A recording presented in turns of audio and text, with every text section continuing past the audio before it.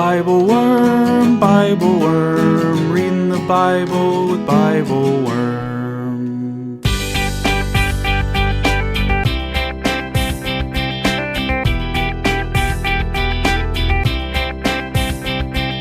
Welcome to BibleWorm, getting to the core of the biblical text. I'm Dr. Amy Robertson, Director of Lifelong Learning at Congregation Or Chadash in Sandy Springs, Georgia. And I'm Dr. Robert Williamson, Professor of Religious Studies at Hendrix College and Theologian in Residence of Canvas Community in Little Rock. We're here every week to discuss the biblical text, both as biblical scholars and as people of faith, one Jewish and one Christian. Today is a special day. It's a special episode, the first in our little bonus series focused on the stories of women in the Bible. Today we read the story of Tamar in Genesis 38. We bristle immediately at the hypocrisy of the men in the story who only pretend to hold to the societal norms they impose upon her, and in doing so they leave Tamar stuck in a holding pattern after the death of her husband. We draw out the profoundly different experiences of the man and the woman who both lose a spouse in this story, and we think about the risk and lack of privacy that seems built into the experience of walking through the world with a body that can get pregnant. It is a story for our time indeed. But we would be remiss if we did not also raise up Tamar's strategic thinking, profound loyalty, and amazing courage. Thank you for joining us.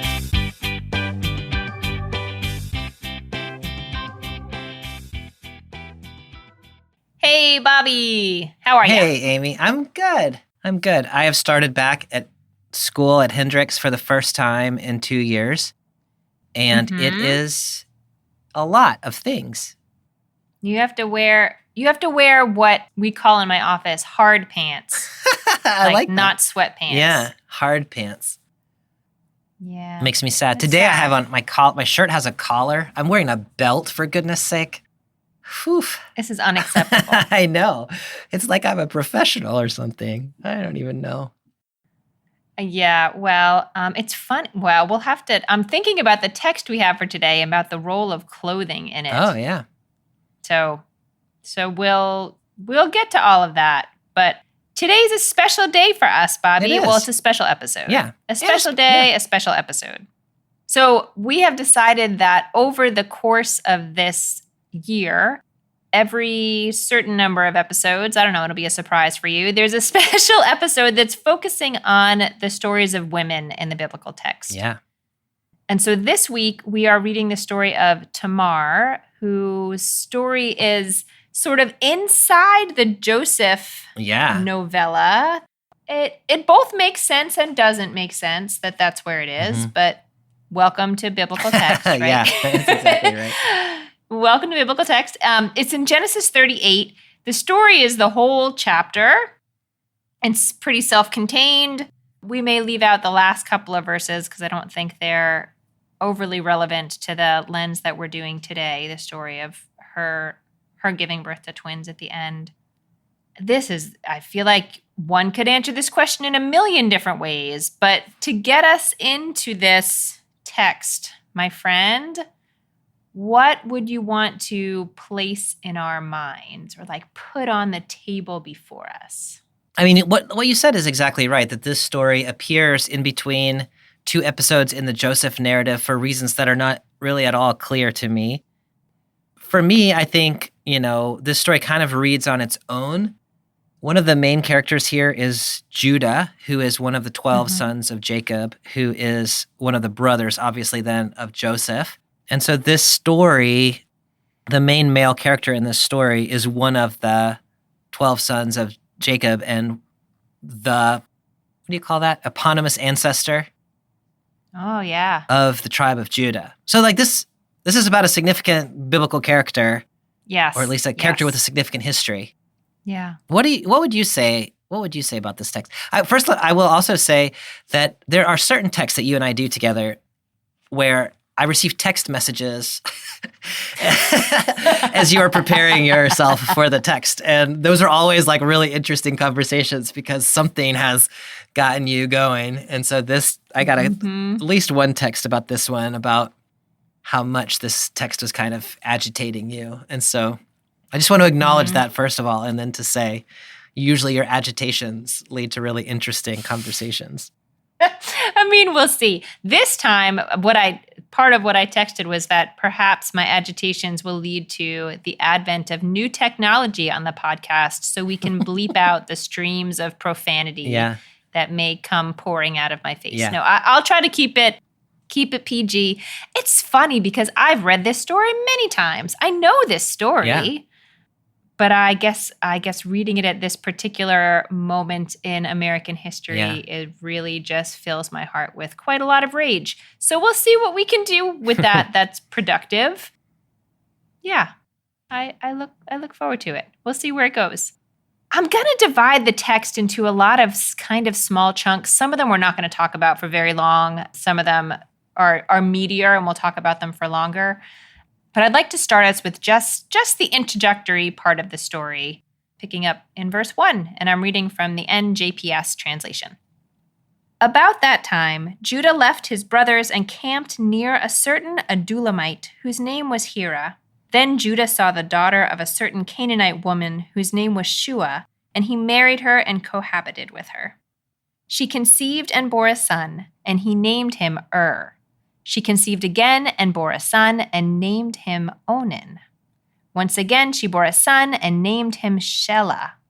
He was at Chazib when she bore him. Do people name their kids Like, is that... I don't... Like... I'm not really trying to be funny, but I'm curious about... No, but it's hard for it not to be... It's hard for it not to be funny. Yeah. Reading it in English. Hi, I'm Yeah. Yeah? My mom used to tell a story about one of her college professors who named his dog What? And then people would come up to him and say, "What's your dog's name?" And he'd be like, "How did you know?" Oh, wow. Anywho, that's not the point. Good. Yeah. Good story, Bobby. Yeah, it's good story. Yeah, no, is a weird name. Actually, I'm glad we're talking about names because it strikes me a little bit. First of all, maybe this, I don't know if this goes without saying. It names two people in the beginning of this text that Judah has met. Yeah. One named Hira and one named Shua. So which is interesting mostly because it says that he got married, but we don't actually know his wife's name. We know his wife's father's name. Right. That's exactly right. And we also know that he has moved near some other guy who's actually named a couple of times over the course of this story. He's sort of like Judah's wingman over time. I just find the information that is given and not given in these introductory verses to be interesting, and definitely to paint a picture of a pretty male world, but not one that's uncommon in the biblical text. Yeah, I mean, it is interesting just in the beginning of this text that we're in a man's world, and we're in a world that's interested in ethnicities. And so we've put a lot of potential conflict on the table already. What else would you say about that? I mean, I actually really like that you brought out the fact that it mentions, we have a Canaanite here and we have an Adulamite. So now, we have the interaction between different peoples, which I get maybe, we don't know at this point of the story what this suggests, but it definitely, you get the sense of like, this story, at least in part, is taking place in what I would call like a public sphere. It's talking about a relationship between peoples. This is not just a private family story. Yeah. All right, let's pick it up because the story gets more interesting. You ready? Yes. Okay. Verse 6. Judah got a wife for his firstborn. Her name was Tamar. But Judah's firstborn, was displeasing to the Lord, and the Lord took his life. Then Judah said to Onan, "Join with your brother's wife and do your duty by her as a brother-in-law, and provide offspring for your brother." But Onan, knowing that the seed would not count as his, let it go to waste whenever he joined with his brother's wife, so as not to provide offspring for his brother. What he did was displeasing to the Lord, and the Lord took his life also. Then Judah said to his daughter-in-law Tamar, "Stay as a widow in your father's house until my son Shelah grows up." For he thought he too might die like his brothers. So Tamar went to live in her father's house. Okay. We have talked before on the show about this system called levirate marriage that seems to be the set of social rules that are at play in the background here. Mhm. And they are very unfamiliar to your typical modern Westerner. Sure, yeah. Will you help us understand what's going on? Yeah, I mean, it's kind of interesting what's going on here because there's a real concern in the ancient world about lineage and about your family line continuing and about inheritance and who receives your inheritance when you die and all of these questions about lineage and continuity.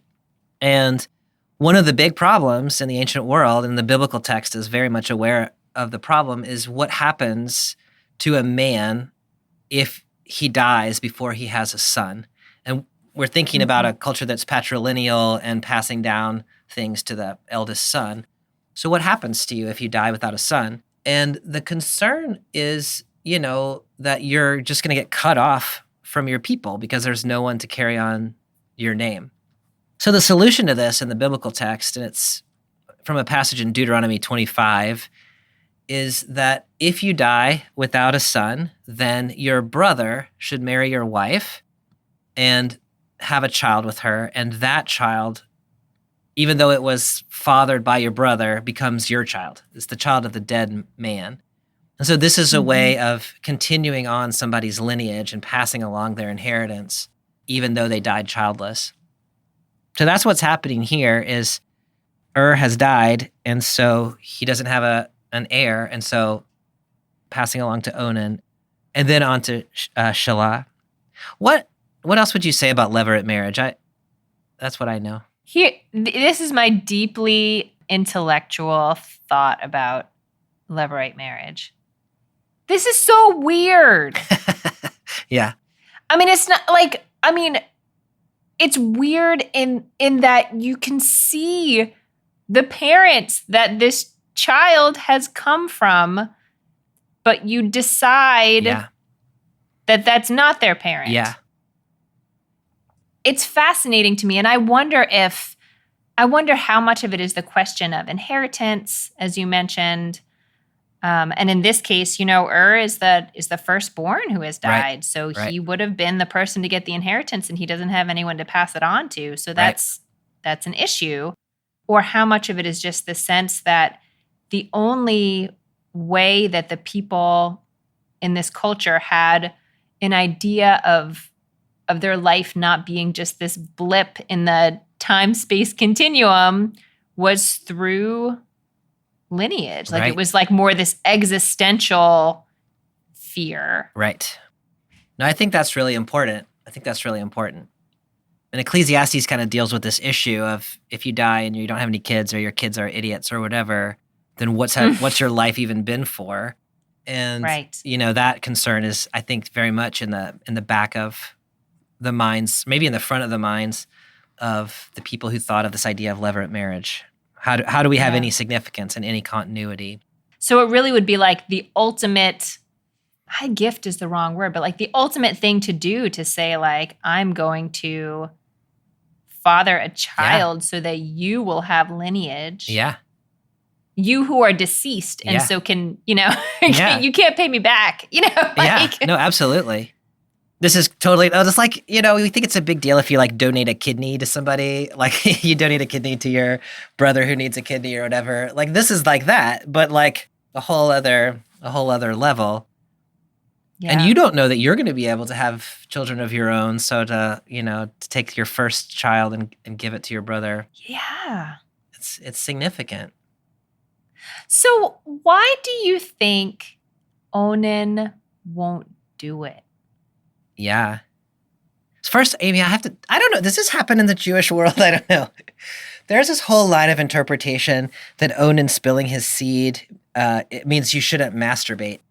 Have you heard that before? I am aware of this line of thinking and would like to understand what kind of sex education these readers had, because that does not appear to be what is happening here. This is the esteemed professor, John D. Levinson, in his class on Genesis, I remember him standing in front of my introductory class at Harvard and saying, "This, my friends, is what we call coitus interruptus."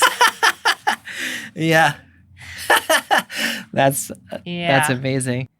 Yeah, I mean, the point is, if you spill your seed on the ground, then that God curses you for that. And so, like, however that happens to be, like, semen should be for the purpose of reproductivity, I think is how people get there. But yeah, this text is not about that, even if you understand it so broadly, because the problem with Onan is that he is supposed to fulfill this law of levirate marriage for his brother, and he's refusing to do it. Yes. Judah tells him to do it. Onan says, this kid's not going to be mine. He does it it's in verse wherever we are. He does it in verse 9 to keep from providing offspring for his brother. You know, Onan's concerns are about lineage and about inheritance. And the point you were making before is really important, that was the firstborn and now he's gone. And so now Onan is the firstborn, or at least the first remaining born. And so he's going to receive a larger share of the inheritance, and he's going to receive the family property and all of those things. And so if he has a son for then now Er's got a lineage, and so that's all going to revert back to him. And so it's a financial concern for Onan, and I guess there's some sort of dignity perhaps, or like a positionality within the family. So it's all about, the way I read it anyway, is he doesn't want to do his legal responsibility or his familial responsibility to his brother because he's protecting his own interests. Yeah. Is that how you read that, or would you say something else about that? No, I think that's right. I mean, it's a pretty big ask. It is. It is. It's a pretty big ask. And I guess I wonder, like, I feel like in a lot of this text, there are these social norms that are at least publicly accepted by people. And then there are these stories of people kind of trying to get around the social norms. And I wonder, reading this, like, this, I guess, would be one of those occasions, like, Onan is supposed to do this. And it's not that he refuses to sleep with her, which would be the way to explicitly refuse. Right, that's true. And that's say, true. like, I reject this social norm. I'm not doing it. It's that he's interrupting the process I don't know whether, I mean, in a way that makes it more private. Yeah. You know, in a way that it looks like he's trying to fulfill his responsibility, but it's just not working. Yeah. Oh, that's interesting. That's true. I wish I could make the case that if he had explicitly refused and said, no, this is a terrible social practice and I'm not going to do it, that it would have worked out better for him. I don't think I could actually make that case. Yeah. But I feel like what's distressing to me about Onan is that he's making it look like he's doing the social norm, but he's not doing it. And the person who gets pinched by that is Tamar. That's exactly right. Yeah. You know, like, all these men have agreed on some kind of rule that they're pretending to follow. Yeah. And it's Tamar who gets stuck in that. That's exactly right. There's one other, I don't know, theme or issue, I don't know, that arises for me in these couple of verses of text. And it's okay. I'm curious what you think of this. I'm very interested in the fact that the text, which tells us very little about what any character really thinks of anything. Like, it doesn't tell us what Judah thinks when his son dies. It doesn't, like, we don't get a lot of interior life. But it makes explicit for us the fact that what is in Judah's mind when he decides not to allow Shelah to sleep with Tamar at this point is that maybe he will die too. Can you just, like, try to play that out even more? Like, how do you understand that? Do you think that he thinks it has something to do with Tamar? Yeah. Yeah, that's exactly what I think, is that the way he has processed this is everybody who marries Tamar dies. Yeah. And whether, exactly how that works out, whether he thinks Tamar is somehow cursed or whether he thinks God disapproves of people who marry Tamar, like, I don't quite know how he's thinking about that. But to me, that seems clear, is that is struck down because he's wicked. Onan is struck down because he's pretending to fulfill his obligations, but he's actually not. And then exactly what you said, the way it plays out is Judah decides it's Tamar's fault. And, I don't know what you would think, right? If both your sons married the same woman, they both died. Like, I don't know what I would think about her, but I don't know that I'd want my third son to marry her. Like, I kind of get where he's coming from. And it seems like Shelah is still pretty young. He's got to grow up. So if you think about Judah, he's got 3 sons, and he thought he was going to have a nice lineage for himself, and then 2 out of the 3 have died. He's only got 1 more. And so if he dies, then Judah's line is cut off. And so, you kind of, it's complicated. You kind of get what's going on there for him, but. I do.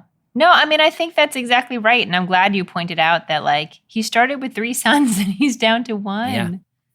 It just makes it seems in some ways so true to life to me that in these moments of real tragedy, the death of 2 sons, that we kind of cast around for what could have caused it and sometimes wind up blaming other people who are just as stuck in the tragedy as we are. And so that really sucks. Yeah. And it's real. That is a thing we do. I love that, Amy. And, that way that you just said that, where people who are just as stuck in the tragedy. And it's now that you said that, it's very clear to me that this is a tragic story, to this point for Tamar. But I don't know that I would have described it that way. But she's now been married twice and lost both her husbands. And she's been living with somebody who didn't want to have children with her. And, she's experiencing loss on all kinds of levels. And maybe she actually, even though these were wicked men, they were also her husband. And so there's a personal loss there too. That's helpful to me to think of that tragedy that's there. That's me pulling out the tragedy for you, Bobby. So I'll say just one last quick thing about this. Judah sends Tamar to go, quote, stay as a widow in your father's house. And we don't know a whole lot at this point about what that means. We don't find out a whole lot about what that means at all, but it's not like she's just living in the world as a single person now. She has to live as a widow with her father. Yeah. That brings up another question for me, actually, that I was curious about is, what ethnicity do you read Tamar as belonging to? I guess I sort of assumed she was Canaanite because her father's Canaanite. Is he? Mm-hmm. We don't know anything about. Oh, no, I'm just kidding. You're right. We don't know anything about her. I was thinking about Judah's wife is Canaanite. Judah's wife's father is Canaanite. Right. But I don't know anything about Tamar. Yeah, I think that's the question. I've always read Tamar as Canaanite too. And I think the reason is because, Judah seems to be around people who are not Israelite. So there's a man of Adullam, there's a Canaanite, he marries a Canaanite. It seems to be the people that are around are Canaanite. I don't know that it matters. I've tended to read Tamar as a Canaanite. Amy Jill Levine, when she read my book in which I described Ruth as, my book, in my chapter on Ruth, I described Tamar as a Canaanite, and Amy Jill Levine objected to that. And so, so I don't know what to do with that. But anyway. Yeah, the text is not explicit about it. Although, as you said, Judah is living, surrounded by, he's not living in an environment surrounded by other Israelite tribes. Yeah. And the text, in other cases where we've known that to be true, makes sort of a big deal out of going to find a wife. That's true. From your tribe's people, some cousin somewhere. And here it doesn't say anything about that. Yeah. All right. Now things really pick up, Bobby. You ready? Verse 12. A long time afterwards, Shua's daughter, the wife of Judah, died. When his period of mourning was over, Judah went up to Timnah to his sheep shearers, together with his friend Hira the Adullamite. And Tamar was told, "Your father-in-law is coming up to Timnah for the sheep shearing." So she took off her widow's garb, covered her face with a veil, and wrapping herself up, sat down at the entrance to Enaim, which is on the road to Timnah, for she saw that Shelah was grown up, yet she had not been given to him as wife. When Judah saw her, he took her for a harlot, for she had covered her face. So he turned aside to her by the road and said, "Here, let me sleep with you," for he did not know that she was his daughter-in-law. "What," she asked, "will you pay for sleeping with me?" He replied, "I will send a kid from my flock." But she said, "You must leave a pledge until you've sent it." And he said, "What pledge shall I give you?" She replied, "Your seal and cord and the staff which you carry." So he gave them to her and slept with her, and she conceived by him. Then she went on her way. She took off her veil and again put on her widow's garb. Bobby, the contrast between Judah's experience of losing a spouse and Tamar's is what prompted me to start sending you all those texts with a lot of profanity in them. Yeah. Can you just unpack that for me a little bit? I mean, for both of them, it is a terrible thing to lose a spouse. Yeah. And Judah has a period of mourning. It doesn't say how that period is determined, but at some point it is over, and he picks up with his regular life, and he's back with his buddy Hira, and they're going to this sheep shearing. Yeah. Let alone the fact that he picks up who he believes to be a prostitute on the way. Like, we won't even get to that part quite yet.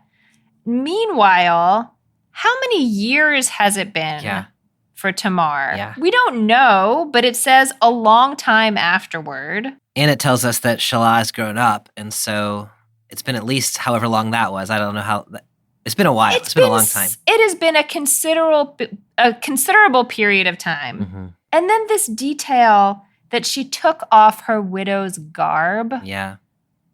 Look, I don't know exactly what that means. I'm not I have no expertise in these things. But just the very idea that, like, her status as a widow controls what she can put on her body. Like, her entire, it's not just that she has to manage her grief or figure out how to make a living or, you know, any number of things that would come with losing a spouse. Like, it's like she got frozen in time, and they just, like, Judah just left her there, frozen in time, because he didn't know what to do. That makes me really mad. Yeah, that's exactly right, Amy. And, you know, she doesn't have the option to find another husband. Right. Because she's been told to wait for Shelah. And so frozen in time is exactly right. She has lost any ability to live a life. She just has to be marked by this perpetual loss. Right, loss and waiting. And waiting waiting for something that's never going to come. It's very clear that Judah has zero intention. Has no intention. He's just going to leave her there and let her live her life out that way. Right. And even after he has lost his own spouse, it does not prompt him to think of her in her widowhood. Yeah. He just picks up with his own life. This might be a stretch, but, you know, we love a stretch. When it tells us in verse 13 that Tamar was told, "Your father-in-law is coming." Mm-hmm. I'm interested in sort of the passive voice there. Like, the text doesn't really care who told her. Yeah. And it makes me wonder, like, was she told just as conversation? Like, hey, we heard this is happening? Was she told because, this might be my fantasy, people recognized that she had, like, basically gotten shafted? Yeah. And her father-in-law is coming, and she should put herself in front of her father-in-law to be like, "Hello." Yeah. "Hello." Do you think there's a more reasonable read to that, or a more productive? The text doesn't tell us. Like, this is an imagination question. It doesn't tell us, but it also tells us in verse 14 that she saw that Shelah had grown up and had not been given to him as his wife. And like, it can't just be that she's already dressed up before they get there. And so she had to have been told that. When it says she saw that, somebody had to have told her. Yeah, you're right. And so I think, it's not exactly in the text, but it does seem like there's somebody or some bodies who are communicating with her about what's going on. Mm-hmm. And I love the way, Will Gaffney uses the phrase out of her tradition of sanctified imagination. And I really like that. Like the biblical text only takes us so far, but then there's like a holy imagination that you can sort of fill in some gaps around. And I love the way you've kind of filled that gap in. It's not in the text exactly, but it's also not in the text, and it adds some texture. Yeah, I keep seeing this like little bubbling up of like, there are a lot of people who recognize that this system doesn't work. Yeah. It's just no one is doing anything about it yet. Yeah. It's interesting because it's not clear to me that the system of levirate marriage is being critiqued here, is it? I don't necessarily think so. But the way that this particular group of men is failing to practice the tradition of levirate marriage properly. I think what's being critiqued here is they're failing to do what is supposed to be done. So yes, it is a troubling practice in a lot of ways, but I think what's really troubling here is the way that it's being practiced. I mean, I think the way that it's being practiced and it's troubling when it is practiced. And then the question is, when people don't follow the rules, who gets pinched? Right, exactly. And certainly and Onan got pinched. I mean, they got killed. Yeah. So it's not that they didn't have any consequences, but they both had some sort of agency in what ones. happened to them. Yes. Right. Bobby. Yes. This little tryst occurs. I'm interested in the setting of this. Yeah. So it says that she is sitting at the entrance to Enaim, which we assume is a city, which is on the road on the way to Timnah. I don't know, if you try to get your head in sort of like a literary frame of mind, or you could put your head in any frame of mind you want. Is this the kind of thing that could have just happened anywhere, or is it important that this happens in the kind of place that it does? That's a really interesting question. I mean, I think of Enaim as being like a place between places. Like it's not here and it's not there. You know what I mean? Like we haven't made it all the way to Timnah yet. And so I think the in-betweenness of it is important because Judah thinks he is in a place where he is not known. And so I think he feels free to do what he wants to do without worrying about the repercussions of it in terms of his community. How do you think about that? I mean, I think about it pretty similarly, that, sitting at the entrance of a city that's on the road, on the way to another city. Yeah. Like it's this very liminal space, and like travel can be sort of a liminal time. And I feel like, at least in my own life, there's some like unspoken understanding that the usual rules don't have to apply when you're traveling. Like we eat things we wouldn't eat. We drink things we wouldn't drink. Like some people in generally monogamous relationships have agreements that when they're traveling, there's a different set of rules at play. And so I guess this part of the text had me wondering, like, how do people in the power group, quote unquote, in society, which like men in this particular story, operate differently in liminal spaces?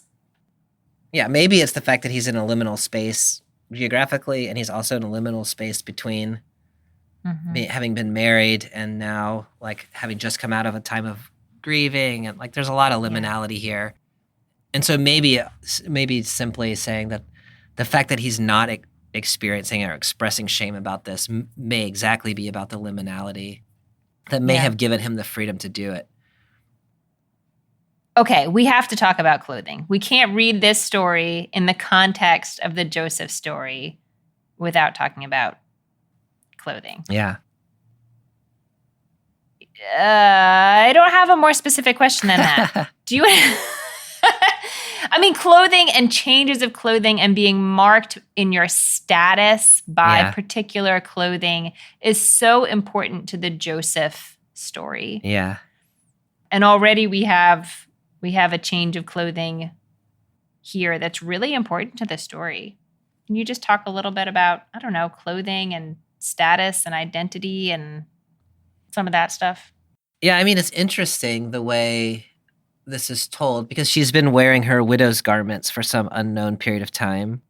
Then she changes her clothes and sort of becomes someone else, at least in the eyes of Judah. And then immediately after, she switches back into her widow's clothes. And so it's not that she's shed the way that she's marked by society. She's just shifted it for a moment and sort of escaped her identity. And yeah, I mean, it reminds me a little bit of like when Clark Kent takes off his glasses and now he's Superman and nobody notices. I guess she's wearing a veil, so maybe that's the difference. But it's interesting that when she's not marked the way she is supposed to be marked, so to speak, that she suddenly becomes unrecognizable. Yeah. Like, you're expecting a widow and you see her dressed differently and you don't realize it's her. What would you say about the clothing here? I love what you said, and I don't think I have a lot to add to it, but I think it is notable that like the world knows how to interact with her because of her clothing. Yeah. And this is maybe an aside, but when it says that she changed her clothing, it doesn't say that she dressed like a harlot. That's true. It says that she put on a veil and, she sort of wrapped herself up. Like it doesn't sound like you don't know what she's going to do other than that she's intentionally taking off her widow's clothing. Yeah. And the text says it's precisely the fact that she has a veil that makes Judah think she's a harlot. I wonder if it's the combination of the veil and the sitting outside the gate. Yeah. Mm-hmm. Like weary travelers coming by, and there's just sort of a social understanding about what that means. Yeah. Yep. Yes, we'll see more about that in the woman we'll read about, Rahav, who also is right out on the borders of a city. It is interesting, too, when you think about her as a harlot or the CEB that I'm reading as a prostitute. But she isn't the one who initiates this interaction. I mean, she goes and sits there, but the text is very clear that Judah went over to her and said, "Come now, let me sleep with you." Yeah. And so this is not like, a prostitute who's soliciting sex like we might think of it. This is a woman sitting veiled next to the city gate, and he assumes that that's what she's doing there, and he initiates. She's not the one. Right. I don't know where that goes exactly, but she's not really trying to seduce him. Right. She just kind of knows that that's how that's going to go. Yeah. I have so many different thoughts going through my head. I can't finish one thought and get it out of my mouth before another thought starts. But then, so when he solicits her, she says, "What are you going to pay me?" And then she asks for some kind of pledge. Yeah. This is kind of a weird pledge, isn't it? It is, yeah. I mean, later it becomes a little more clear why she would want this particular stuff. But does this make sense to you in the context? Is this like, leave your driver's license so I can Yeah, I mean, I think that's how, later? I think to me, that's how you're supposed to read it when you're first going through the text. Like, he promises her something that he does not have. And so her question is, well, like, how am I going to know that you're actually going to give it to me? And so I think that is exactly what's happening there is I need something that is personally identifiable to you that you will need back so that I can make sure I get this sheep that you have promised me or a goat or whatever it is. the irony, dramatic irony in this story is beautiful because we know exactly what's going on here, and she knows what's going on here, but Judah has no idea. And so it's kind of fun as a reader. I love it when I know things that characters don't know because I'm like, oh, don't do that, man. Do you think Tamar foresaw all of this? That she said, if I sit by the gate, he's going to ask to sleep with you. Oh, yeah. Yeah. Do you not? I mean, I don't know. I'm a little innocent. I'm like, she just wanted to go find him. No, and she thought it would be modest to wear a veil. Oh, that's interesting. Yeah. No, I read her as she knows exactly what's up. I think that's probably right. Because why else would she change out of her widow's clothing? This guy's never going to give me his son. I got to take matters into my own hands. I know exactly who this guy is. I know exactly what he's going to do. If I sit there wearing a veil, he's going to ask me to sleep with them. And when he does, I'm going to get something identifiable from him. I think she knows him really well. And I think she is very smart in her planning here. Okay, now I have another question. And then I know we have to move on. But would sleeping with Judah fulfill the Levirate marriage situation, or does she just want to have a child? That's an interesting question because my first response is yes. And I think my basis for the yes is the book of Ruth, where Ruth ends up having a child with Boaz, who's kind of a distant relative, and that still seems to fulfill the law of levirate marriage. Or it's not exactly the law of levirate marriage, but it's the this something child like belongs to Elimelech. Mm-hmm. And so I think, I don't know if this is the letter of the law of levirate marriage, but I think the spirit of it is I need someone in the family line to father a child to continue the family line. Mm-hmm. Mm-hmm. Okay, so we can continue at this point to think about Tamar as really being pretty singularly focused on the legacy of her first husband. That's the way I read it. I would like to have a child because I am a human person, or maybe I'd ever like to have sex again. Yeah. I think you're probably right. I think you could read all of that. What she has not done is broken her commitment to this family, Judah's family. True. By finding someone else. She could have done those things with somebody else. And so even in the maybe she wants to have a child, maybe she wants to have sex, maybe she wants to have a family, she remains committed to the way that Israelite law works and to her commitment to the family of Judah in a way that none of them were committed to their own family, which to me is part of what makes her such a remarkable character is she is loyal to this family, even though they have not actually seemed to care that much. They would just as soon she'd gone away. Yes. They sent her away. They're not loyal to her, and they're not loyal to each other. Yeah. And they don't care about following the law of levirate marriage. They don't care about their dead brother, their dead son. Yeah. Don't care about as strong, but they don't care about enough to make sure he's... Enough to do what it's asking them to do. Yeah. Right. Which is a big ask, but... She's the only one. Yeah. Yeah. All right, should we see what happens next? Yes. Okay, I'm going to read just a tiny little section and we won't spend too long on it. Okay. Picking up in verse 20. Judah sent the kid by his friend the Adullamite to redeem the pledge from the woman, but he could not find her. He inquired of the people of that town, "Where is the cult prostitute, the one at Enaim by the road?" But they said, "There's been no prostitute here." So he returned to Judah and said, "I could not find her. Moreover, the townspeople said, 'There has been no prostitute here.'" Judah said, "Let her keep them, lest we become a laughingstock. I did send her this kid, but you did not find her." I think my main question reading these couple verses, Bobby, is just, do you feel like you get any more insight into Judah's character or... Yeah, I think that's really my question. Do you feel like you get any more insight into Judah's character from these couple verses? I have two initial thoughts, and I'm curious where you go with it. One is he does what he says he's going to do. Yes. Which I appreciate about him. That has not been the case in this story for the most part. I'm curious in verse 23, so they can't find her, so they just say, okay, let her keep the personally identifiable stuff of mine that she has. Otherwise, will be a laughing stock. And I go back and forth between whether he's worried about being a laughing stock because he had sex with a prostitute, or whether he worries about It was an imaginary prostitute. Or whether he's worried about like going and trying to track this person down and taking the stuff back, or like because he didn't pay his prostitute. You know what I mean?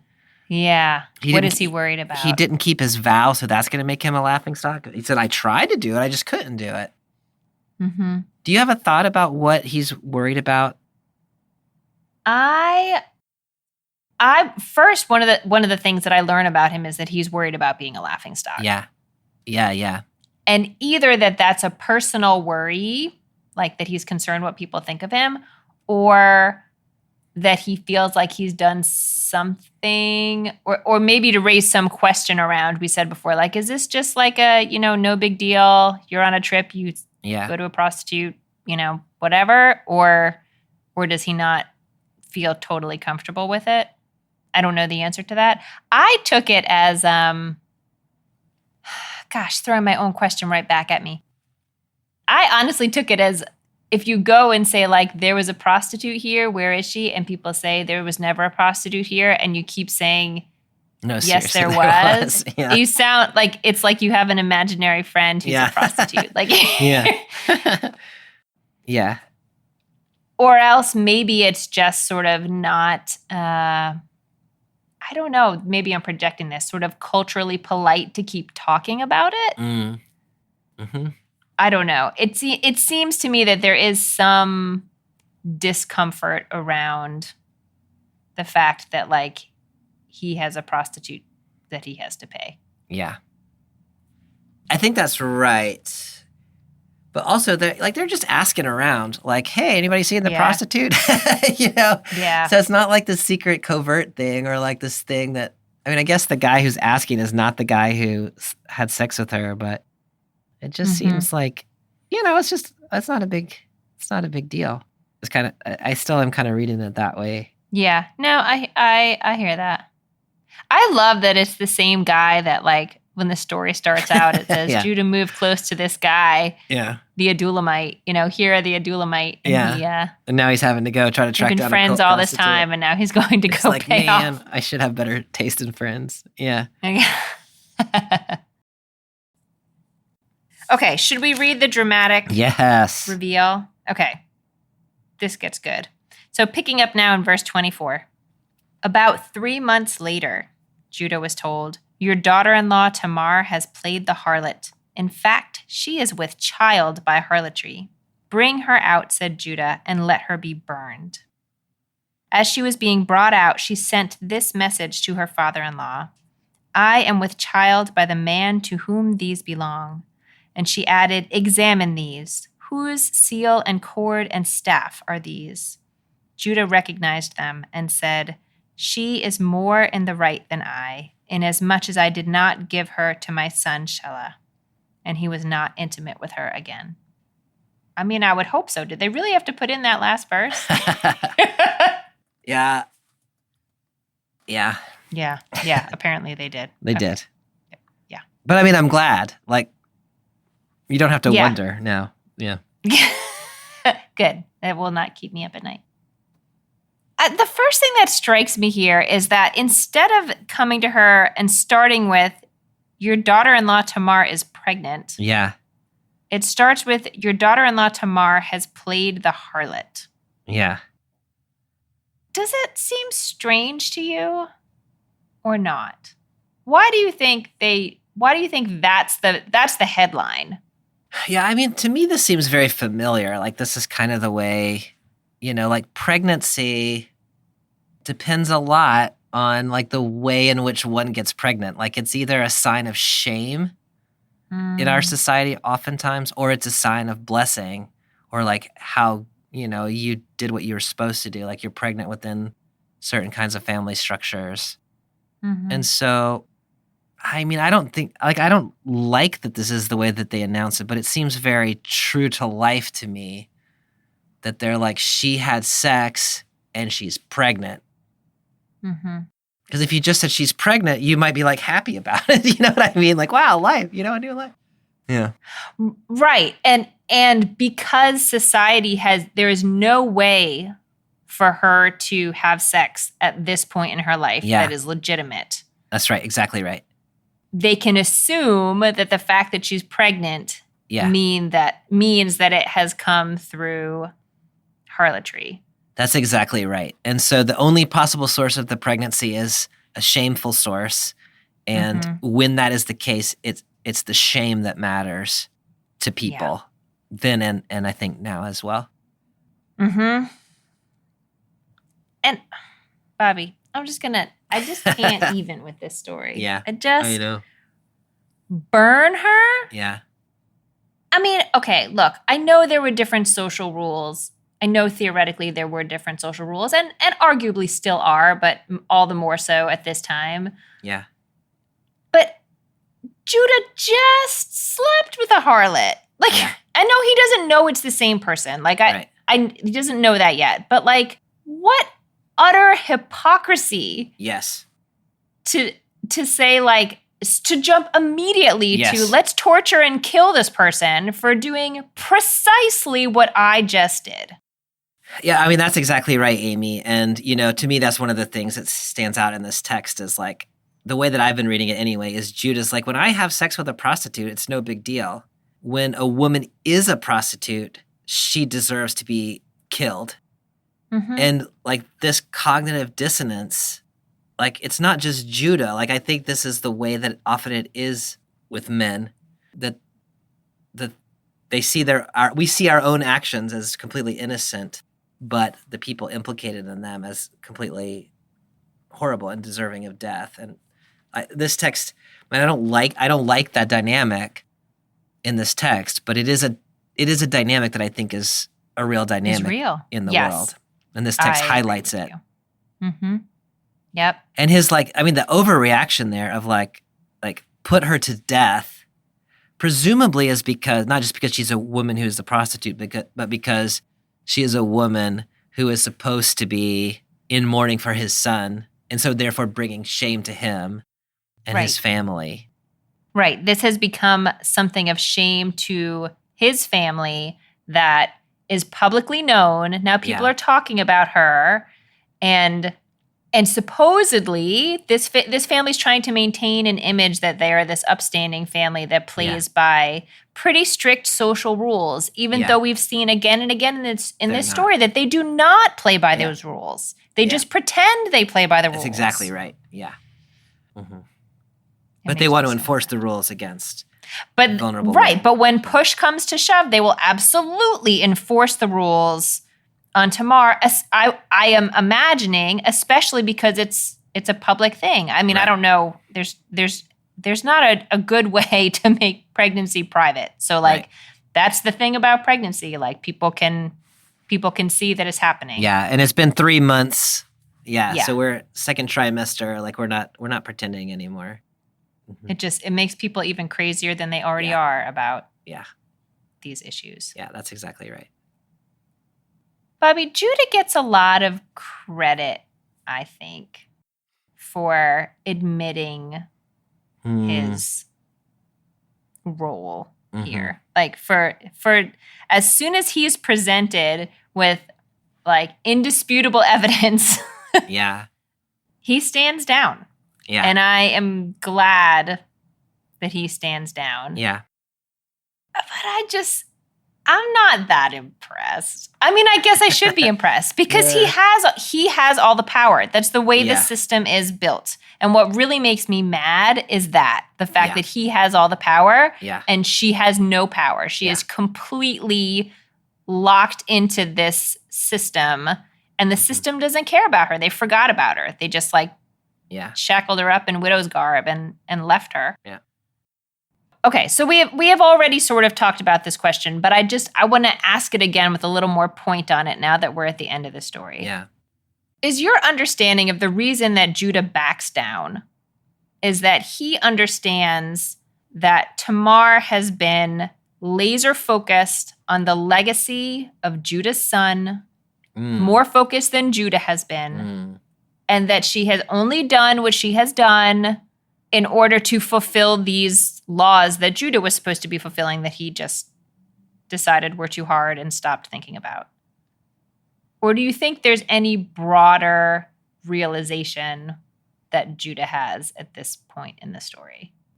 When you were talking earlier about whether or not to give Judah credit for backing down, I don't give Judah a lot of credit because what I think has happened is she has been so careful and smart about the way that she has made her case, precisely because she knows that the system is designed not to listen to her.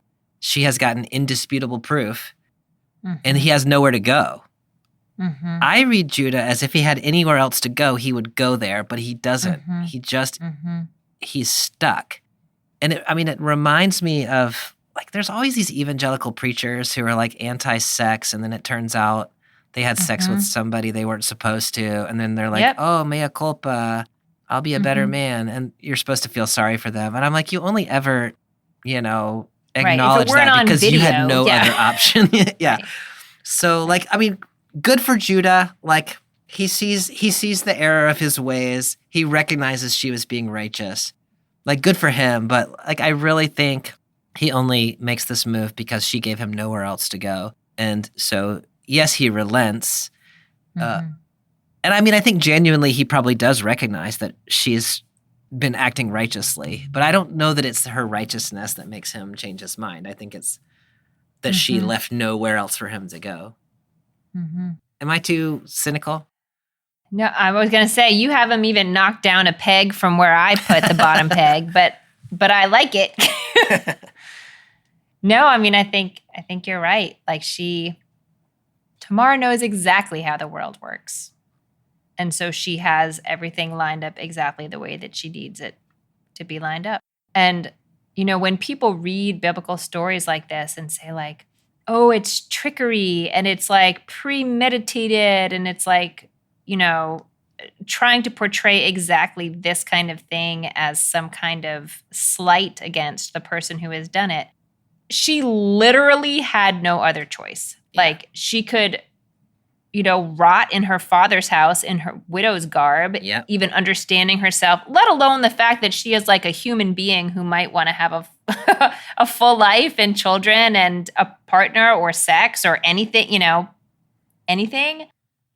Putting that even aside, there is no avenue left to her simply because Judah and at this point, really, it's just Judah has decided they're not going to deal with this thing because it's painful and scary. Yeah. So, yeah. When people in society who have no other options start getting into premeditated trickery, what? Yeah. That's how the system was built. That's how the system was built. And the way that she does it too is like, at the end of the day, she more or less has functioned within the system given to her in a way that points out the flaws of the system, but also achieves the ends to which the system was designed, which is to have an heir for her original husband. She couldn't get the men involved in the situation to do what they were supposed to do any other way. But even in her kind of like figuring out how to work around the system, she has played it pretty by the book. Like, she had, she could have I don't know what her options were really available to her, but she could have let go of her loyalty to this family of Judah and gone her own way, and she doesn't. So it's interesting to me that she is very smartly working the system in order to uphold the obligations that she takes very seriously, it seems, to this family, even though they have not been good to her. She's a fascinating character to me. And no, I like when people start using words like manipulation and trickery and things like that. They don't do justice to what she's about here, I think. Yeah, I agree. I wonder what her options really would have been if she could have decided she was not going to be loyal to this family and go have another life. I don't know if that really was an option for her. And I don't say that in any way to Yeah. like diminish her character.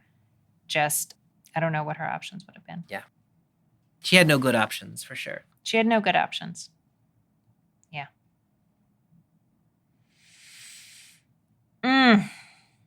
Is there anything else you want to add on this last section of dramatic text?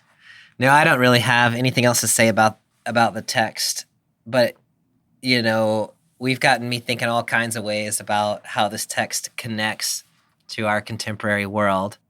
To me, it's one of those texts that, you know, I think I've already probably mentioned this every episode this season, but you often say things like, if you don't like what's going on in this text, look for places where it's happening in the world and do something about that.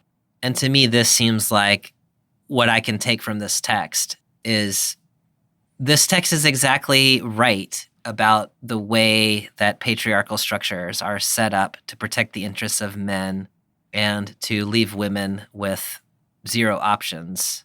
And, you know, from reading it, I mean, like reading this text as a man and identifying with the male characters in this text just makes me want to say, like, we got to be better, men. Like, my goodness.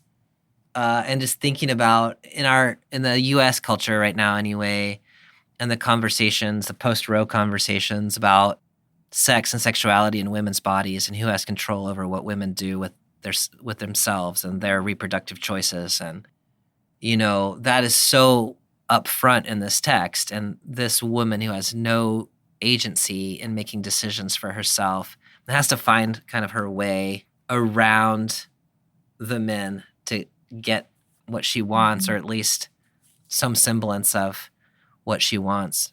Like, I feel like we continue to repeat these patterns from 3,000 years ago, or whenever this text was written. They continue to be kind of the way humans do things. So, yeah, I mean, so I think that what I'm taking away from this text is, if men could just back off a little bit and trust women to make good decisions for themselves, that we could save everybody a lot of heartache. I don't know that that's very profound, but that's kind of where I come out with this text. I really appreciate that, and I appreciate the simplicity of where you landed with it, because it is really easy to make that whole issue a whole lot more complicated than that. But I don't know that it has to be. So now I feel like maybe I'm just going to complicate what you just said in an unnecessary way. Oh no, I love when you complicate things. I'm much more interested in what you think about this text than what I think about this text. I think, similarly, reading this text at this moment in American history and trying to imagine what a post-Roe world is going to look like for my children, and not just for my children. I think what I'm struck by most in this text is not even the fact that, men and women from the beginning have different rights in this story and different responsibilities and different levels of sort of seenness. Like, yes, all of that is true, and that's true in a lot of biblical stories, and it's true in a lot of times and places in the world.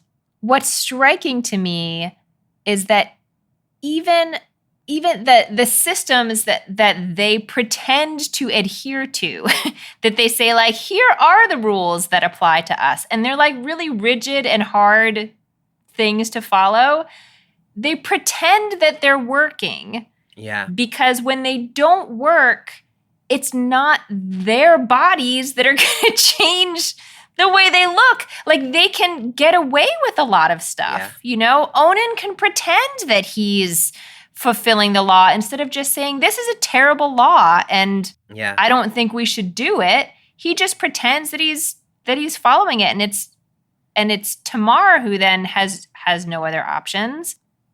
And, Judah and Tamar sleep with people at the same time, but Judah can keep it a secret if he wants to, and Tamar is to be burned. And it just, this sort of like posturing and pretending that, we can uphold these really strict and sometimes in our society, like puritanical ideas of what sex life should be. The example you were giving before about some, famous person who claims to hold all these beliefs about what sexuality should look like. And then surprise, surprise, it turns out they're not following their own teachings. I just feel like the way society is, I shouldn't say the way society is structured. In some ways, it's the way biology is structured. If you are capable of getting pregnant, it's a lot harder to sort of, quote unquote, take a break from those strict rules and say like, oh, I'm on a trip and there's someone I can sleep with. Or, oh, I'm going to I just feel like it's always the people who can get pregnant who wind up holding the bag. And it's, and that there's a biological reality to it.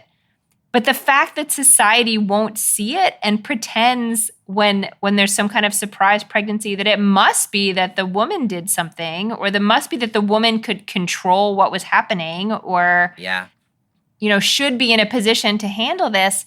It feels like this weird sort of wink, do people not recognize that nobody's following? No, I shouldn't say nobody's following these rules, but like these rules that we claim to have as a society are not really rules. It's just people manage to get around them without being caught. I don't know. That was a long and not very articulate, but without any profanity, little tirade. But I think the hypocrisy of it is what's really getting me today. And, the thing that's coming back to me is the worst thing that was going to happen to Judah in this instance was he was going to get embarrassed. Mm-hmm. And the thing that almost happened to Tamar in this text is she was almost burned for being a prostitute. And the same action, the consequences are completely different. I think that's really important. I hope our next text about women gets me happier.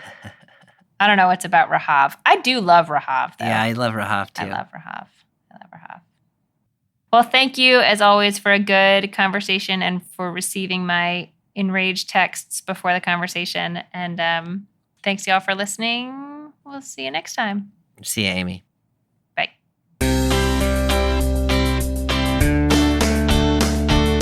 Thanks for joining us for this week's episode of BibleWorm. If you've enjoyed this free podcast, we hope you'll help us keep it going by joining our Patreon for as little as $4 per month. You can also sign up for other goodies like early access, video lectures, weekly liturgies, and more. Visit patreon.com/BibleWorm podcast for details. BibleWorm is produced by Bobby Williamson and edited by Joel and Laura Becker. Our theme song is sung by Colin Bagby, and our theme music is The World at Large by Dano Songs. Many, many thanks to all our Patreon supporters for helping make this podcast possible. I hope you'll keep an eye out for the next in our special series, The Story of Rahav in Joshua 2. Until then, keep on digging.